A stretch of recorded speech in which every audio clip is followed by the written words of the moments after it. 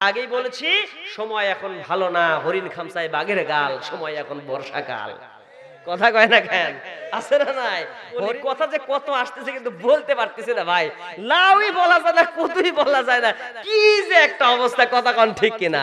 হায় হায় হায় হায় রে, মুশরিকের পক্ষ নাও তোমরা, হোতার বিন্দুর পক্ষ না, মরে দেখো। তোমাদের বললে পরে কোন হুজুর আর জানাজা পড়বে না। হুজুর জানাজা পড়া বাদ দিয়ে ওই নরেন্দ্র মোদীকে নিয়ে এসে তোমাদের বলা লাগবে হোতারে বিন্দু ওম শান্তি ওম। কথা কয় না কেন? জোরে বলেন। একটু হিসেব করা কথা বললেন। ওস্তাদের মার কোন রাইতে? শেষ রাইতে। ওস্তাদ সব জানে কিন্তু ওস্তাদ কথা বলে কম, কারণ ওস্তাদ তো জ্ঞানী মানুষ, চুপ থাকে। ওস্তাদও মায়ের দেবে কিন্তু শেষ রাইতে। আমরাও খেলবো, আমরা একটু খেলা দেখতেছি তোমরা কেমন প্লেয়ার। কথা বলে না কেন? আমরা একটু দেখতেছি তোমরা কত রান নিতে পারো। রান নিতে নিতে যেদিন শেষ, তখন আমরা দাঁড়িয়ে যাব, আমাদের রেফারি হবে হযরতে জিবরাইল আমিন। কথা বলেন ঠিক কিনা? জিবরাইল আমিন এসে বলবে এবার খেল বেটা, আল্লাহর ফেরেশতাও ঝাঁপিয়ে পড়বে, বাটাম পেটা করে সাইজ করবে। কথা কোন ঠিক কিনা? পুরুত পুরুত রেফারি, এই খেলা? এই খেলা না, এটা সেই খেলা। কথা বলে এই খেলা। সামনে মানে মেশিন গান, রাইফেল, তারপরে পারমাণবিক বম নিয়ে এসে খেলা। তোমরা তো খুব খেলতে পারো, খেলে দেখো না কে? এই যে ঠুস ঠাস রেখে এসে খেলো না। আসুন একটা একটা করে 8টা পয়েন্ট আজকে কথা বলবো। আল্লাহ এই পৃথিবীতে মুসলমানদেরকে এবং যারা এই পৃথিবীতে আল্লাহর বান্দা, মোট কয় শ্রেণীর মানুষকে আল্লাহ তাআলা ভালোবাসেন? জোরে বলেন। 5 আর 3 কত? 8। আসুন একটা একটা করে বিষয় আমরা একটু সামনের দিকে এগিয়ে নিয়ে যাই। আল্লাহ সুবহানাহু ওয়া তাআলা জানিয়ে দিলেন, আল্লাহ রাব্বুল আমিন কুরআনুল কারীমের মাঝে সুন্দর করে জানিয়ে দিয়েছেন। সূরা সফের 5 নম্বর আয়াতের মাঝে আল্লাহ বললেন, ইন্নাল্লাহা ইউহিব্বুল্লাযীনা ইউকাতিলুনা ফী সাবিলিহি সাফফান কাআন্নাহুম বুনিয়ানুম মারসুস।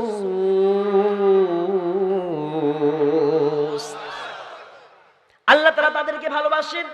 ইন্না মানে নিশ্চয়, আল্লাযিনা মানে যারা, ইউকাতিলুনা ফি সাবিলিহি যারা আল্লাহর রাস্তায় লড়াই করে, আল্লাহর রাস্তায় যারা লড়াই করে, সাফফান কাআন্নাহুম বুনিয়ানুম মারসুস, এমন ভাবে লড়াই করে যেন তারা সীসা ঢালা প্রাচীর হয়ে গেছে। বলেন সুবহানাল্লাহ। সীসা ঢালা প্রাচীরের মতো লড়াই করতে হবে আর আল্লাহর রজ্জুটাকে ধারণ করতে হবে। আল্লাহ সুবহানাহু ওয়া তাআলা সেই কথাটাও সুন্দর করে বললেন, ওয়াতাসিমু বিহাবলিল্লাহি জামিআন ওয়ালা তাফাররাকু ইয কুনতুম আ'দাআন ফাআল্লাফা বাইনা কুলুবিকুম ফাআসবাহতুম বিনি'মাতিহি ইখওয়ানা ওয়াতাসিমু বিহাবলিল্লাহি জামিআন ওয়া লা তাফাররাকু। আল্লাহর রজ্জুটাকে সুদৃঢ়ভাবে ধারণ করো, আর কি করো না? তোমরা তাফাররাকু, পার্থক্যের সৃষ্টি করো না, এই ক্ষেত্রে মত পার্থক্যের সৃষ্টি করো না। আর কি করো? আযকুরু নি'মাতাল্লাহি আলাইকুম, আল্লাহ সুবহানাহু ওয়া তাআলার নিয়ামতটাকে তোমরা স্মরণ করো। আর এই জন্য স্মরণ করবে যখন তোমরা কি ছিলে, একে অপরে তোমরা ছিলে এমন শত্রু সম্পন্ন, তোমাদের একজন ভাইয়ের সাথে আরেকজন ভাইয়ের সাথে শত্রুর মতো সম্পর্ক। আল্লাহ সুবহানাহু ওয়া তাআলা অন্তঃকরণের মাঝে সুন্দর করে রহমত ঢেলে দিয়েছেন, ভালোবাসা ঢেলে দিয়ে তোমাদেরকে আল্লাহ রব্বুল আলামিন একে অপরের বন্ধু বানিয়ে দিলেন। আর তোমরা এই কারণে হয়ে গেছো একে অপরের ভাই। বলেন সুবহানাল্লাহ। সেই রবকে স্মরণ করো, সেই রবের ওয়াতাসিমু বিহাবলিল্লাহি জামিআন ওয়া লা তাফাররাকু। আর তোমরা ঐক্যবদ্ধভাবে আল্লাহর কোরআনকে ধরো, আর এক্ষেত্রে থেকে পৃথক হওয়া যাবে না, পার্থক্যের সৃষ্টি করো না। শারআ লাকুম মিনাদ দ্বীন, দ্বীন প্রতিষ্ঠার ক্ষেত্রে কোনো পার্থক্য সৃষ্টি করা যাবে।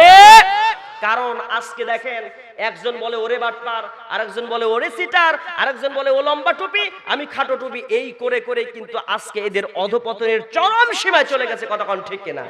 এজন্য আজকে কোনো লম্বা আর খাটো টুপির ভেদাভেদ ভুলে যেতে হবে।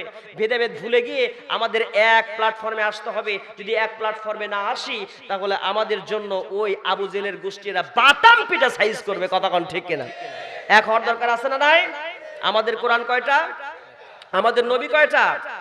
আমাদের প্রভু এক নবীর উম্মত, জীবন বিধানে ওই সেই বাণী কোরআন। তবে কেন এক নও হে মুসলমান, এক হও এক করিয়া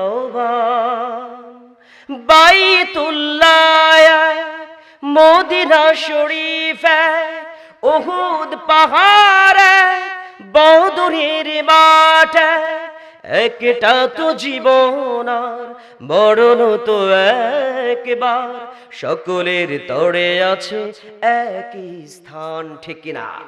তবে কেন এক নও হে মুসলমান, এক হবে করিয়া এক হতে রাজি আছেন না নাই? এক হলে পরে আবার সেই ওমরে ফারুকের মতো যদি গর্জে ওঠে মুসলমান, তাহলে তামাম পৃথিবীর সব বাতিলেরা একদিকে হয়ে বঙ্গোপসাগরে ঝাঁপায় আত্মহত্যা করবে। কবাকন ঠিক কিনা? জোরে বলেন ঠিক কিনা? এক হতে কি রাজি আছেন সবাই ইনশাআল্লাহ? জোরে বলে ইনশাআল্লাহ। আর ভেদাভেদ রাখা যাবে না। এক্ষেত্রে যদি আবারও কখনো সেই এক হতে গিয়ে এক প্ল্যাটফর্মে এসে ঐক্যের ডাক দিয়ে নতুন একটা বদরের ঘোষণা হয়, নতুন একটা উহুদের ঘোষণা হয়ে যায়, নতুন আর একটা ৭১-এর চেতনা নিয়ে, ৭১-এর নয় চেতনা নয়, নতুন একটা ৭১ তৈরি করতে হয় ইসলাম প্রতিষ্ঠা করার জন্য। সেই ৭১-এর ময়দানে যেমন জীবন দিয়েছে, রক্ত দিয়েছে, সেই জীবন রক্ত ইসলাম টিকে রাখতে চায় কারা কারা দোকান হাত দেখিয়ে দাও।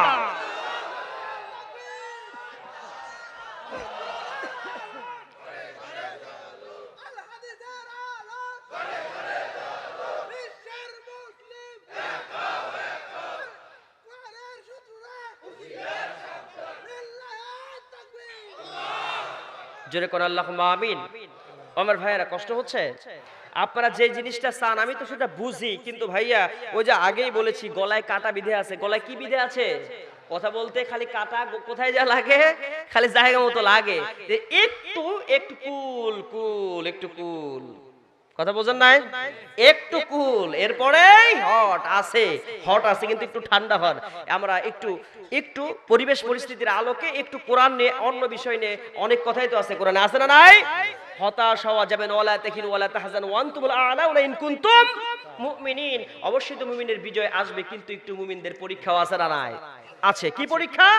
মুমিনরা আজকে হয়ে গেছে কেমন জানেন? মুমিনদের মাথার উপরে আজকে বিড়ালরা খেলা করতেছে, ইঁদুর সিংহের মাথার উপরে ইঁদুর খেলা করতেছে, আছে না নাই? সিংহ আজকে ইঁদুর মাথার উপরে নিয়ে খেলা করতেছে, সিংহ চুপ করে আছে। কারণ হচ্ছে এই সিংহর জাত, এরা যে এমন জাত সেটা ভুলে গেছে। কারণ এরা তো এমন জাত, সাদ বিন আবি ওয়াক্কাস রাদিয়াল্লাহু তাআলা আনহু, আছে না নাই? সাদ বিন আবি ওয়াক্কাস রাদিয়াল্লাহু তাআলা আনহু সমুদ্রের পারে চলে গেলেন। সমুদ্রের পারে গিয়ে বলতেছেন ওই পারে, সমুদ্রের ওপারে যেতে হবে, আর ওই পারে গিয়ে ইসলামটাকে পৃথিবীর জমিনে বুলন্দ রাখতে হবে। সাদ বিন আবি ওয়াক্কাস রাদিয়াল্লাহু তাআলা নেতৃত্ব দিচ্ছেন, ৬০,০০০ সৈন্য আছে তার পিছনে। ৬০,০০০ সৈন্যদেরকে বলছিলেন তোমরা কি সমুদ্রকে পাড়ি দিয়ে ওই পারে যেতে চাও? বলতেছে উত্তাল তরঙ্গ ভেদ করে নিকষ কালো আধার আর তরঙ্গগুলোকে, এমন বাতাসে যখন উত্তাল তরঙ্গ, বাতাসে যখন পানিগুলো উপরে অনেক উপরে উঠে আবার নিচে যায়, এর মধ্যে যখন সমুদ্রে ঝাঁপ দিতে হবে, এই সময় সাদ বিন আবি ওয়াক্কাস রাদিয়াল্লাহু তাআলা আনহু বললেন তোমরা কি যেতে চাও? আর ৬০,০০০ সমস্ত বাহিনী বলছেন আমরা এক সিদ্ধান্তে অটল, এই ইসলামটাকে সমুদ্রের এই পারে রাখবো না, আমরা সমুদ্রের ওপারেও নিতে চাই। বলেন সুবহানাল্লাহ। সাদ বিন আবি ওয়াক্কাস রাদিয়াল্লাহু তাআলা আনহু সামনে ঘোড়া নিয়ে দৌড় দিলেন। সমুদ্রের মধ্যে যখন ঝাঁপিয়ে পড়লেন, আল্লাহর উপরে ভরসা করে হাসবুনাল্লাহ ওয়া নি'মাল ওয়াকিল ফানি'মাল মাওলা ওয়া নি'মান নাসির, আল্লাহ রাব্বুল আলামিনের উপরে ডিপেন্ডেবল হয়ে যখন সমুদ্রের মধ্যে ঝাঁপিয়ে পড়েছেন, সমুদ্রকে পাড়ি দিয়া ওই পারে যখন সমুদ্রের ওপারে চলে গেলেন, আর উঁচু একটা জায়গাতে তিনি দাঁড়িয়ে গেলেন। ওই সমুদ্রের মধ্যে আছে, সমুদ্র পাড়ি দিয়ে জঙ্গল পার পড়ে গেল, জঙ্গলের মধ্যে আছে বাঘ, জঙ্গলের ভিতর আছে জঙ্গলি জানোয়ার, জঙ্গলের ভিতর আছে বিষাক্ত সাপ, আর উঁচু জায়গায় দাঁড়িয়ে সাদ বিন আবি ওয়াক্কাস রাদিয়াল্লাহু তাআলা আনহু তার মুখ নিঃসৃত বাণী বললেন, এমন সুন্দর করে বলছেন, আমরা তো রাসূল করিম সাল্লাল্লাহু আলাইহি ওয়াসাল্লামের সেই সৈনিক, আমরা দ্বীন প্রতিষ্ঠার জন্য সমুদ্র পাড়ি দিয়ে এসেছি। এই যে সমুদ্র পাড়ি দিয়েছে, এই ৬০,০০০ মানুষের মধ্যে একজনও সমুদ্রে ভাসায় যাও নাই, আর একজন সৈনিকের কাছ থেকে কোনো ঘোড়াও হারিয়ে যায় নাই। বলেন সুবহানাল্লাহ। রক্ষা করেছেন কে? সেই রবের কথা বলে সাদ বিন আবি ওয়াক্কাস রাদিয়াল্লাহু তাআলা আনহু দাঁড়িয়ে গিয়ে বলছে, ও আজকে আমরা রাসূলের সৈনিক, আল্লাহর সৈনিক, আজকে এই জায়গায় আমরা অবস্থান করব। তোমরা যারা বাঘ আছো, বাঘ তোমরা চলে যাও, আর বিষাক্ত কোনো প্রাণী থাকলে চলে যা। এই কথা যখন বলা হয়েছে, আল্লাহ রাব্বুল আলামিনের এই সুন্দর এই আল্লাহর নিকটতম বান্দা যখন অর্ডার করেছে, বাঘের লাইনে বাঘ চলে যায়, আর সাপের লাইনে সাপ চলে যায়, এমনকি পিপিলিকার লাইনেও পিপিলিকা দল বেঁধে তাদের ডিম ফোটানো এই বাচ্চাগুলোকে মুখের মধ্যে নিয়ে এনে রওনা দিয়েছে। জোরে বলেন সুবহানাল্লাহ। ওরা খেলতে চায়, আমরা তো সেই পাগল নই, আমরা তো সেই খেলোয়াড়। ৬০,০০০ সৈন্য তারা চলে গেল, সমুদ্র পাড়ি দিয়ে রওনা দিয়েছে।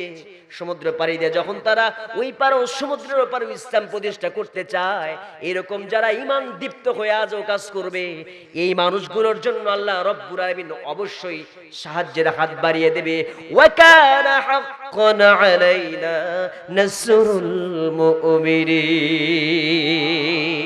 আল্লাহ রব্বুল আলামিনের ওয়াজিব হয়ে যাবে তাদের সাহায্য করা। কথা বলেন ঠিক কিনা? কিন্তু সেই রকম কি ভাবে আমরা কি আল্লাহকে ডাকতে পারি?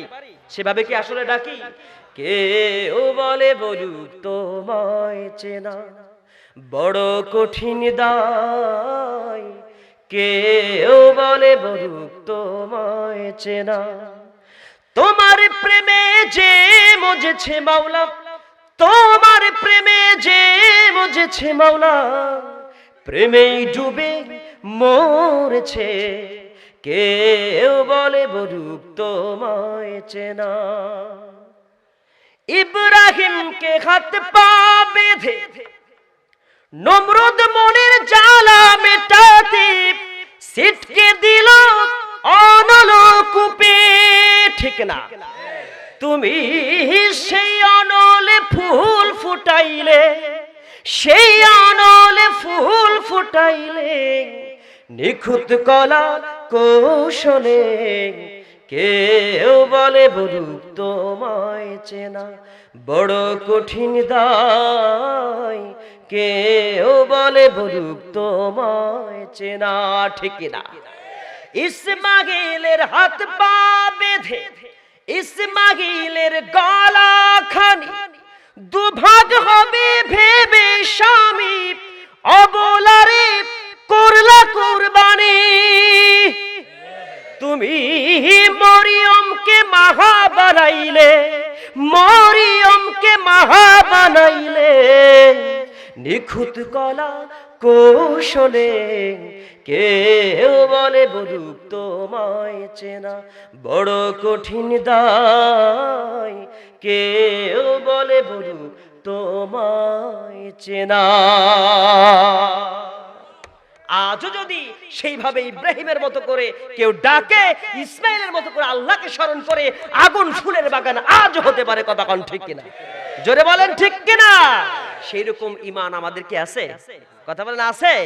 যদি কেউ খালি বলে খেলা হবে, দেখবেন যে ওই এক খেলোয়াড় দেখে নিষ্কন চৌধুরীর হুঙ্কারে ঘরের মধ্যে ঢুকে যায়। আছে না নাই? তখন কথার ভাষা হয় যে আপনাদের ঘরের মধ্যে কি পুতুল নাই? আপনাদের কি আরএফএল বদনা নাই? আরএফএল বদনার সাথে ছবি আছে, এই আছে সেই আছে। তো এইরকম ঈমান, এই ঈমান নিয়ে আপনি বদর প্রান্তরে যাবেন, বাটাম খায় আসা লাগবে উহুদের ময়দানের মতো। কথা কয় না কেন? জোরে বলেন। ঈমান হতে হবে মামুনুল হকের মতো হক কথা বলতে হবে। আমার মনে হয় মামুনুল হক, আমি ওমরকে দেখি নাই, ওমরে ফারুককে দেখি নাই, কিন্তু যেন আমি তার মধ্যে ওমরের প্রতিচ্ছবি দেখতে পাই। কথা কয় না? জোরে বলেন ঠিক কিনা? মনে হয় ওমর যেন এমন গর্জন দিতে এরকমই ছিল। কথা বলেন আমার ভাইয়েরা। এই জন্য এই ধরনের ওমরের মতো করে যারা দরাজ কণ্ঠে ইসলামের কথা বলে, তাদের কথাগুলো রুদ্ধ করে দেওয়ার জন্য, স্তব্ধ করে দেওয়ার জন্য কিছু লোক আছে না নাই? এই জন্য আপনাদের সক্রিয় কাজ করার দরকার আছে না নাই? আছে। কিভাবে কাজ করতে হবে? যখন ডাক আসে তাহলে কি করতে হবে? মারসুস বুনিয়ানুম মারসুস, শিশাদানা ঐক্যের প্রাচীর তৈরি করে বাতিলের মোকাবেলা করতে হবে। এই সময় জীবন যাবে না থাকবে, এই পরোয়া করা যাবে। কোন সাহাবীর মতো? সেই সাহাবীর মতো যারা বলেছি যে খেলা হবে 3000 সৈন্য খেলেছিল কয় লাখের বিরুদ্ধে? 1 লাখের বিরুদ্ধে। আপনাদের ঘটনা জানা আছে না নাই? কি বলা হলো? নিশ্চিত মৃত্যু। জানেই যে মৃত্যু হবে, তার নিশ্চিত মৃত্যু জানার পরে এক চুল কি পিছপা হয়েছিল? কথা বলেন, এই ঘটনাগুলো আমাদের প্রেরণা যোগায় না? এগুলো আমাদের চেতনা যোগায় না? আমরা শুধু 71 থেকে চেতনা নেই না, বদর আমাদের চেতনা, উহুদ আমাদের চেতনা। কথা কোন ঠিক কিনা? আমাদের চেতনা, অসংখ্য চেতনা রয়েছে। রাসূল সাল্লাল্লাহু আলাইহি ওয়াসাল্লামের হাদিসগুলো আমাদের প্রেরণা যোগায়, সাহাবীদের জীবন আমাদের চেতনা যোগায়, প্রেরণা যোগায়। কথা বলেন ঠিক কিনা? নামাজ নাই, রোজা নাই, মোসের ভিতরে তেল দিয়া টেলিভিশনের সামনে টক শোতে এসে খালি 71 ঢোলায়, 71 চেতনা দিয়া তারা উদুরবিন্দি বুদুর ঘরে ঢালতে চায়। যারা বলছে যে ডুগডুগি বাজাবো আপনার চামড়া উঠায়া, আজকে তারাই ফুল দিয়া বলতেছে যে আমি ফুলের শুভেচ্ছা দিলাম। কথা কয় না কেন? কথা বলেন আছে না নাই? এরা সুযোগ সন্ধানী, সুযোগে আছে। সুযোগ হলে আমার বাপের যদি কেউ চামড়া তুইলে ডুগডুগি বাজাতে চায়, তাহলে আমি ছেলে বেঁচে আছি, আমার বাপ মইরা গেছে, আমি ছেলের সে এখন বন্ধু হয়েছে সুযোগে, যখন সুযোগ পাবে ও আমার চামড়া তুলে ডুগডুগি বাজাবে। মনে হয় লাউ আর কত কিছু বুঝেন নাই। লাউ কত বুঝেন কিছু? হ্যাঁ, বুঝলে বুঝপাতা, না বুঝলে তেজপাতা। হ্যাঁ, এ পর্যন্তই থাক, এত বেশি না। এখন আমার ভাইরা দেখেন সিগন্যাল চলে আসছে, আপনারা কি চলে যাবেন নাকি? আমার সাথে থাকবেন? মাত্র শুরু হচ্ছে, এখনো কিন্তু আরম্ভ করি নাই, মাত্র শুরু, এখনো আরম্ভ হয় নাই। আছেন আছেন? কতক্ষণ থাকবেন দেখি? কারা কারা রাজি আছেন? দোকান হাত দেখতে চাই, কে কে শেষ পর্যন্ত থাকবে? লিল্লাহিত তাকবীর। আল কোরআনের আলো, আল হাদিসের আলো, দুনিয়ার মুসলিম মানি না, মানব না, ইসলামের অবমাননা। কথা কোন ঠিক কিনা? মানি না, মানব না, মানি না, মানব না। নারায়ে তাকবীর। আমার ভাইয়েরা, তাহলে কিভাবে চেতনা জুগিয়েছে? চেতনা আমাদের উহুদ, চেতনা আমাদের মুতার যুদ্ধ। খেয়াল করেন, 3 জন সাহাবী রাসূল করিম সাল্লাল্লাহু আলাইহি ওয়াসাল্লাম, কান লাগিয়ে একটু মনোযোগ দিয়ে শুনেন, চেতনা জাগবে। রাসূল করিম সাল্লাল্লাহু আলাইহি ওয়াসাল্লাম ডাক দিয়ে বলছেন, ও আমার পালক পুত্র যায়েদ, দাঁড়িয়ে যাও। হযরত যায়েদ দাঁড়িয়ে গেলেন। হযরত আব্দুল্লাহ বিন রওহা, জাফর বিন আবি তালেব 3 জন সাহাবীকে দাঁড় করিয়ে দিলেন। এই 3 জনকে নিয়ে চলে যাওয়া হবে মুতার প্রান্তরে। 3 জন ব্যক্তি চলে গেছেন, তারা মুতার প্রান্তরে গিয়ে লড়াই করবে। রাসূল বললেন, তোমরা বাসায় চলে গিয়ে বিবি বাল বাচ্চাদের কাছ থেকে বিদায় নিয়ে আসো। ওরা কি জানে না একটা জিহাদের ময়দানে গাজওয়া যে যুদ্ধ হয়, রাসূল সাল্লাল্লাহু আলাইহি ওয়াসাল্লাম যে গাজওয়াতু জাতুর রিকা 27টি যুদ্ধের নেতৃত্ব দিয়েছিলেন, এই যুদ্ধে রাসূল যান নাই। এই যুদ্ধে গিয়েছিলেন 3 জন সেনাপতি। একটা নেতৃত্ব দিতে, জিহাদ পরিচালনা করতে, লড়াই করতে নেতা লাগে, সেনাপতি লাগে কয়জন? এখানে রাসূল দিয়েছেন কয়জনকে? তার মানে হলো বুঝতে কারো কষ্ট রইল না, ওই জিহাদের ময়দানে আল্লাহর হাবিব যে 3 জনের নাম ঘোষণা করেছেন, এর ভেতর থেকে একজনও ফিরে আসবে না। বোঝা হয়ে গিয়েছে। হযরত যায়েদ বলেন, ইয়া রাসূলুল্লাহ, কি আমি আপনার পালক পুত্র, আপনি অর্ডার করেছেন, আর আমার মা হযরত আয়েশা সিদ্দিকা রাদিয়াল্লাহু তাআলা ঘরে বসে শুনেছেন, আমার তো আর যাওয়ার দরকার নাই, কারো কিছু বলার দরকার নাই। হযরত জাফর বিন আবি তালেব চলে গেলেন বাড়িতে। বাড়িতে গিয়ে বলেন, বিবি রে, আল্লাহ রাসূল আমাকে সেনাপতির দায়িত্ব দিয়ে নির্বাচিত করেছেন, আমি তোমাকে সালাম করতে আসলাম, বিদায় নেওয়ার জন্য আসলাম। দীর্ঘদিন একসঙ্গে দাম্পত্য জীবন চালিয়েছি, হয়তো তোমার অধিকার নষ্ট হয়েছে, হয়তো তোমার প্রতি আমি জুলুম করেছি, কিছু যদি ভুল ত্রুটি হয়ে থাকে মেহেরবানি করে আল্লাহর হস্তে তুমি আমারে মাফ করে দিও। বিবি বলে, প্রাণের স্বামী, আল্লাহ রাসূল আপনাকে জিহাদের ময়দানে সেনাপতির দায়িত্ব দিয়ে নির্বাচিত করেছেন, আমি আপনাকে ফিরে থাকতে বলতে পারবো না। কানটা লাগে গভীর মনোযোগ দিয়ে শুনবেন, লম্বা করব না, অল্প সময়ের মধ্যে আপনাদেরকে বিদায় করব, একটু গভীর মনোযোগ দিয়ে শুনবেন। শুধু 71-এর চেতনা নিলেই চলবে না। বদর আমাদের চেতনা, উহুদ আমাদের চেতনা, মুতার যুদ্ধ আমাদের চেতনা যোগায়। জোরে বলেন ঠিক না? হযরতে জাফর বিন আবী তালেবের স্ত্রী বলতেছেন, আল্লাহ রাসূল আপনাকে জিহাদের ময়দানে সেনাপতির দায়িত্ব দিয়ে নির্বাচিত করেছেন, আমি আপনাকে ফিরে থাকতে বলতে পারবো না। সুতরাং আমি আল্লাহ রাব্বুল আলামিনের দরবারে দোয়া করি। দুটি হাত তুলে স্ত্রী বলছেন, ইয়া রাব্বুল আলামিন, আমার প্রাণের স্বামী জাফরকে তুমি জিহাদের ময়দান থেকে গাজী বানায় আমার ঘরের মধ্যে আবার তুমি ফিরায় দিও। হযরত জাফর রাদিয়াল্লাহু তাআলা তলোয়ারের উল্টা পিঠ দিয়া স্ত্রীর হাতের উপরে মৃদু আঘাত করে বলেন, বিবি রে, উল্টা দোয়া করো না, উল্টা দোয়া তোমার আল্লাহর দরবারে কবুল হবে না। যেহেতু নবী যে আমার নাম 2 নম্বরে ঘোষণা করেছেন, আমার সামনে একজন আছে, আমার পেছনে একজন আছে, বিবি রে, নির্ঘাত এই মুতার প্রান্তরে আমি শহীদ হয়ে যাব, জনমের মতো দেখা করতে আসলাম, এই জীবনে তোমার সঙ্গে আমার আর দেখা হবে না। আর প্রাণ স্ত্রী শুনে রাখো, যেই রাস্তায় আমার জীবনটা জিতে যেতেছি, আমার কলিজাটা যেই রাস্তায় বিয়ে সজ্জা ফুল সজ্জার রাত, দুপুর বেলা বিয়ে করেছেন, সন্ধ্যা বেলা তার বাসর হবে, রাত্রি বেলায় বাসর হবে। আব্দুল্লাহ বিন রাওহা রাসূলের সাহাবী চলে গেলেন বাড়িতে। বাড়িতে গিয়ে শোনেন বিবি সুন্দর করে কোরআনুল কারীম তেলাওয়াত করছেন, সুন্দর করে স্ত্রীকে বলতেছেন, বিবি রে, আল্লাহ রাসূলের কাছ থেকে আমি তোমার কাছে আসলাম, আমার সালামটা একটু নাও, সুন্দর করে কোরআন পড়া একটু বন্ধ করো। আল্লাহ রাসূল আমাকে সেনাপতির দায়িত্ব দিয়ে নির্বাচিত করেছেন, আমি তোমাকে সালাম করতে আসলাম, বিদায় নেওয়ার জন্য আসছি। আর নতুন করে দাম্পত্য জীবন আমাদের শুরু হলো, কিন্তু দাম্পত্য জীবন শুরু হওয়ার প্রথমেই তোমার কাছ থেকে বিদায় নিতে হচ্ছে। আমার দ্বারা তোমার কোনো অধিকার আমি বাস্তবায়ন করতে পারলাম না, আমি তোমার অধিকার নষ্ট করে ফেলেছি, অধিকার হয়তো তোমার পূর্ণ করতে পারবো না। আল্লাহ রাসূল আমাকে সেনাপতির দায়িত্ব দিয়ে নির্বাচিত করেছেন, আমার প্রতি কোনো দাবি রেখো না, আমাকে তুমি মাফ করে দিও। বিবি বলে, প্রাণের স্বামী, আল্লাহ রাসূল আপনাকে জিহাদের ময়দানে সেনাপতির দায়িত্ব দিয়ে নির্বাচিত করেছেন, আমি আপনাকে ফিরে থাকতে বলতে পারবো না। সুতরাং আমি একটা দাবি শুধু আপনাকে উপস্থাপন করি, আজকে নতুন বিবাহ হলো, আমি মদিনার একজন সুন্দরী নারী, আপনি আমাকে বিবাহ করেছেন, ভালো করে একটু দেখলেন না? আমি আপনাকে ভালো করে দেখি নাই, একটা বার শুধুমাত্র কোনো রকমে দেখেছি, ভালো করে দেখি নাই। একটু আপনাকে ঘরের মধ্যে আসতে হবে, আপনার চেহারাটা একটু দেখে রাখতে চাই সুন্দর করে।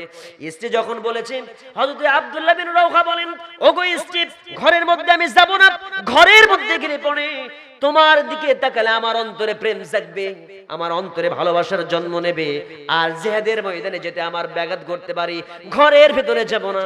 হযরত আব্দুল্লাহ বিন রাওহার স্ত্রী বলছেন, ওগো আমার প্রাণের স্বামী, ঘরের ভিতরে যদি আসেন, আল্লাহর কসম আমি আপনাকে কোনো প্রেম নিবেদন করব না, শুধু আমি আপনাকে একবার চেহারাটা সুন্দর করে দেখে রাখতে চাই, যাতে করে কাল কিয়ামতের কঠিন মুসিবতের দিনে লক্ষ কোটি কোটি মানুষের ভিতরে আপনাকে আমি স্বামী বলে যেন চিনে নিতে পারি।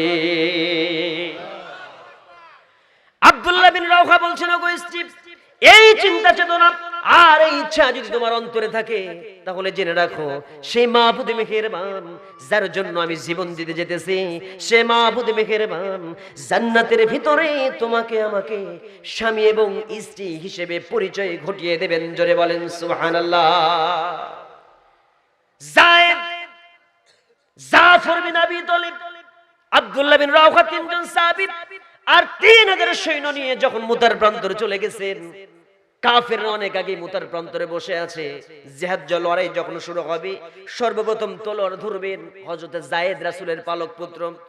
যায়েদ যখন তলোয়ার ধরলেন, অনেকগুলি কাফের সৈন্যকে জাহান্নামে পাঠিয়ে দিয়ে তিনি নিজেও যখন শহীদ হয়ে গেলেন, এবার হযরত আব্দুল্লাহ বিন রাওহার হাতের মধ্যে সুন্দর করে তলোয়ার ধরার পালা। এইবার যখন আব্দুল্লাহ বিন রাওহা সুন্দর করে, হযরত জাফর বিন আবী তালেব যখন সুন্দর করে তলোয়ার ধরেছেন, 2 নাম্বার যখন সেনাপতি তলোয়ার ধরলেন, এক হাতে তলোয়ার আর এক হাতে ইসলামের ঝান্ডা নিয়ে, পতাকা নিয়ে যখন সামনের দিকে এগিয়ে যাচ্ছেন, বীর বিক্রম লড়াই করছেন, একজন কাফের এসে যখন হযরতে জাফরের ডান হাতে কোপ দিল, ওরা ডান হাতটা কেটে পড়লো, বাম হাতে কোপ দিল, বাম হাতটা কেটে পড়লো, কাটা 2টা হাত দিয়া হযরতে জাফর ইসলামের পতাকাকে উঁচু করে রেখে দিয়েছে।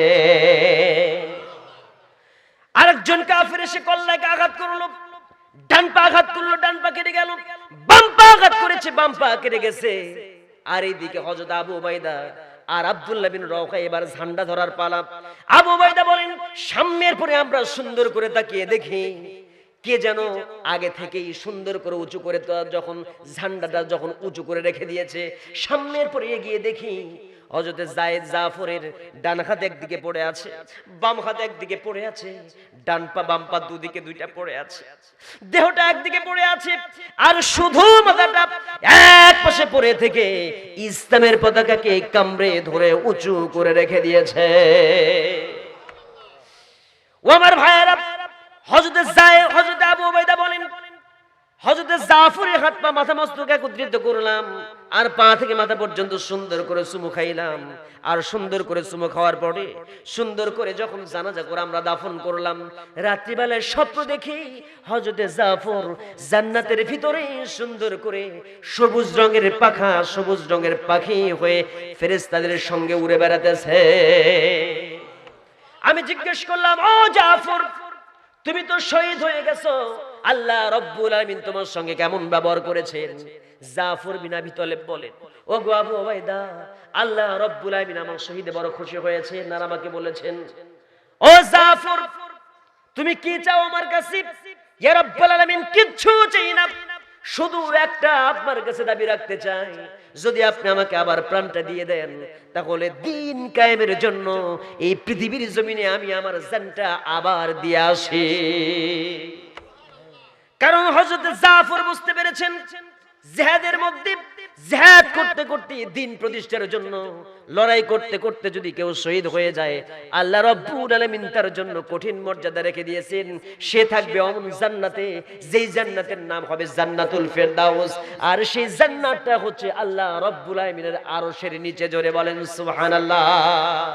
এই জন্য বিশ্বনবী বলেছেন সুন্দর করে, আমার ইচ্ছে হয় আমি লড়াই করি, আর লড়াই করতে করতে যদি শহীদ হয়ে যাই, আবার যদি আবার প্রাণটা ফিরে পাই, আল্লাহ যদি জীবনটা দিয়ে দেয়, আবার লড়াই করে আবার চলে যাই, আবার শহীদ হয়ে যাই, আবার যদি জীবনটা পাই, আবার লড়াই করে আবার শহীদ হয়ে যাই। কারণ শহীদের মর্যাদার মতো এত মর্যাদাশালী মৃত্যু পৃথিবীর জমিনে আর হতে পারে? এটা কি করোনায় মরা? করোনা বললেই শহীদ, এই শহীদ ওই শহীদ, ডিস্টেন্স আছে, কথা কোন ঠিক কিনা? করোনায় তো অনেক সিটার বাটপারও মরে, কত লোক মরে গেল করোনায়। করোনায় মরে গেলে ধরেন হাজার হাজার কোটি টাকা বাংলাদেশের মানুষের রড বাঁশ সিমেন্ট সব আত্মসাৎ কইরা মরছে, করোনায় মরে গেল, তখন নিঃসন্দেহে একেবারে জান্নাতুল ফেরদাউসে চলে গেছে না? কথা কয় না রে ভাই, কথা বলেন যাবে? ঈমান নিয়ে মরতে হবে। তুমি ঈমান নিয়ে মরবা না। করোনায় মরছো না কিভাবে মরছো? মসজিদ ঘরের মধ্যে তুমি নামাজ পড়তে গিয়ে মরলা, আর মানে নামাজ পড়তে যায় তোমার মানে দেখানো নামাজ আছে না নাই? দেখানো নামাজ পড়তে যায় তুমি মরলা, তুমি বিশাল বড় মোল্লাগিরি দেখাইলা, হবে না। আল্লাহর কাছে মকবুল হতে হবে, আল্লাহর কাছে কবুল হলে ওই মৃত্যু, তাহলে দাও হবে। কথা বলেন ঠিক কিনা? আগেই বলেছি, সময় এখন ভালো না, হরিণ খামসায় বাঘের গাল, সময় এখন বর্ষাকাল। কথা কয় না কেন? আছে না নাই? ওর কথা যে কত আসতেছে কিন্তু বলতে পারতেছে না ভাই, লাউই বলা যায় না, কতই বলা যায় না, কি যে একটা অবস্থা। কথা কোন ঠিক কিনা? হায় হায় হায় হায় রে, মুশরিকের পক্ষ নাও তোমরা, হোতার বিন্দুর পক্ষ নাও, মরে দেখো।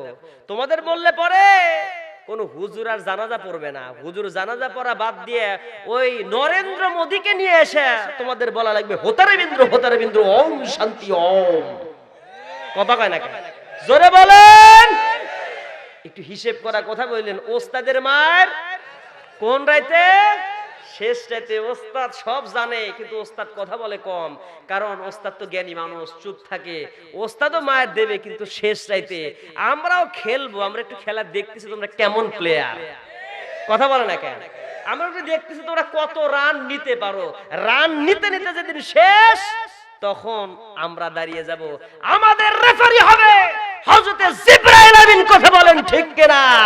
জিবরাইল আমিন এসে বলবে, এবার খেল বেটা। আল্লাহর ফেরেশতাও ঝাঁপিয়ে পড়বে, বাটাম পেটা করে সাইজ করবে। কথা কোন ঠিক কিনা?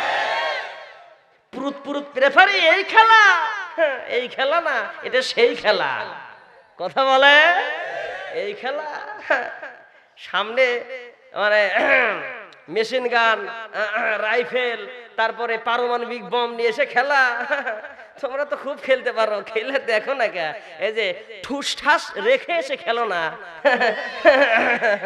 দেখা যাক কেমন হয়। কথা বলে না কেন, আছে না নাই? হ্যাঁ খেলবে, কিন্তু খালি হাতে খেলতে পারে না, খেলে সাথে নিয়ে আসে, আছে না নাই? ওটা তো খেলা না,